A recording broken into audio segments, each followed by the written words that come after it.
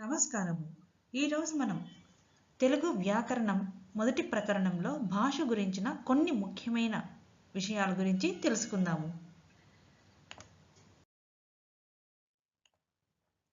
వ్యావహారిక భాష అనగానేమి? ప్రజల దైనందిన వ్యవహారంలో ఉన్న భాషను వ్యావహారిక భాష అంటారు. గ్రాంథిక భాష అనగానేమి? ప్రాచీన గ్రంథముల యందలి భాషను గ్రాంథిక భాష అంటారు. ఇది ప్రాచీన గ్రంథాలలోని సూత్రాలకు అనుగుణముగా ఉంటుంది. సరళ గ్రాంథిక భాష అనగానేమి? ప్రాచీన గ్రంథాలలో ఉన్న ప్రాచీన గ్రాంథిక భాషను నేటి పరిస్థితులకు అనుగుణముగా సరళీకరించగా ఏర్పడిన భాషను సరళ గ్రాంథిక భాష అంటారు. శిష్ట వ్యావహారిక భాష అనగానేమి?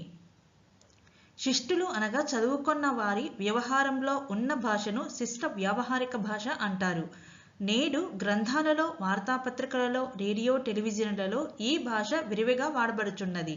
దీనినే ఆధునిక ప్రామాణిక భాష అని కూడా అంటారు. ఇదండి ఈరోజు వీడియోలో మనం కొన్ని ముఖ్య విషయాల గురించి తెలుసుకున్నాం కదా.